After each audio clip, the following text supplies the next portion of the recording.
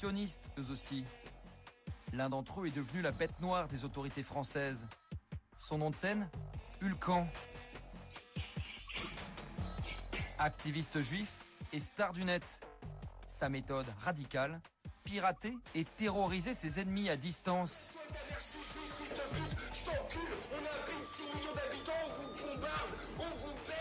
Exilé en Israël, Ulcan est traqué par la police française pour piratage, usurpation d'identité, menace de mort. Pour la première fois, il a accepté de rencontrer des journalistes. Depuis Ashdod, Ulcan, de son vrai nom Grégory Shelley, est devenu le poison des antisémites. Et des antisémites, Ulcan en voit partout. Négationnistes, dieudonistes, pro-palestiniens.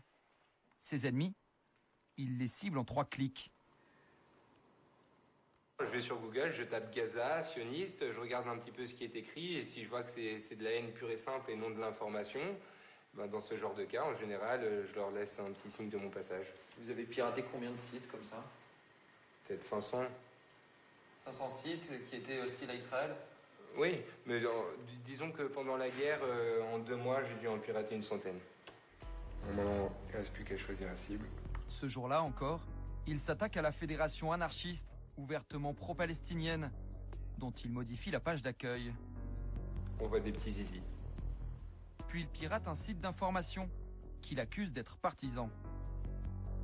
Alors donc là on a le site arrêt sur image qui fonctionne. On clique dessus, on peut se balader avec. Et là maintenant on va lancer une attaque. Donc voilà, arrêt sur image, attaque started. Voilà, là il va être complètement KO. Avec ma simple connexion tout à fait classique, je viens de mettre KO le site internet d'arrêt sur image. Hacker des sites, un délit puni en France de 5 ans de prison. Mais Ulcan appelle cela faire son devoir civique. Je me sens dans l'obligation d'agir et d'essayer d'interpeller les gens, et puis il n'y a pas 36 façons. Hein. Vous savez, c'est Al Capone qui disait on obtient plus avec un sourire et une arme qu'avec un sourire seulement. Et le Al Capone du web est capable d'aller très loin dans l'intimidation. L'une de ses dernières victimes, un jeune journaliste de rue 89, site catalogué à gauche. L'été dernier, après avoir signé un portrait critique d'Ulcan, Benoît Lecor a droit à un coup de fil musclé de la part du hacker. Allô? Ouais, c'est Ulcan. Écoute-moi bien, on pense pas pareil, toi et moi, fils de pute. Le militant sioniste va jusqu'à téléphoner aux parents du journaliste, en se faisant passer pour un policier. Un canular sordide qu'il a enregistré. Allô? Oui, bonjour, Madame Lecor. Oui? Oui, bonjour, c'est la police, je vous appelle concernant Benoît. Oui? D'accord, bon, il lui est arrivé un accident, madame, hein. Ah bon? Oui, oui, oui. Je vous passe mon mari. Merci. Allô? Oui, bonjour. Votre fils est mort, monsieur. On est simplement, on comprend plus là. Enfin, il est mort, hein. C'est pas moi qui l'ai tué, vous voulez que je fasse quoi, moi? C'est tous les jours. Y a-t-il un lien?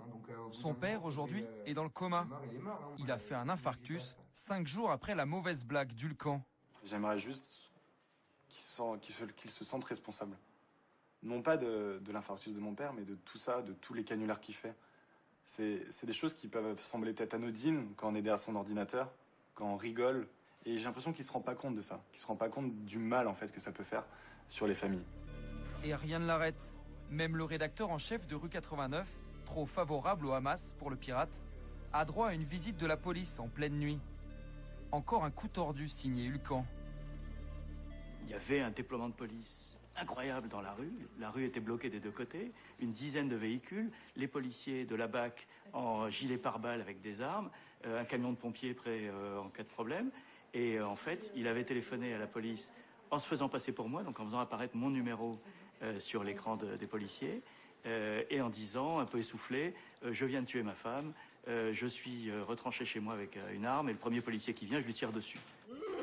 Des opérations surréalistes que l'activiste franco-israélien a réitérées des centaines de fois, sans jamais être inquiété.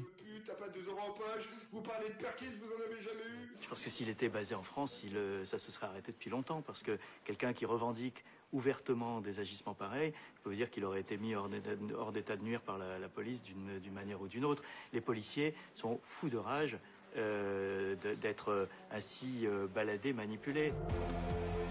Car sous le soleil israélien, le hacker en série ne se vit pas vraiment comme un fugitif. Le militant ultra a beau être l'objet de multiples plaintes en France, pas de quoi l'effrayer. Dans le pays où je suis, c'est pas quelque chose forcément les premières priorités de la police, quelqu'un qui attaque les néo-nazis et les antisionistes, etc. Je pense que pour l'instant, là où je suis, j'ai pas de, je me sens bien.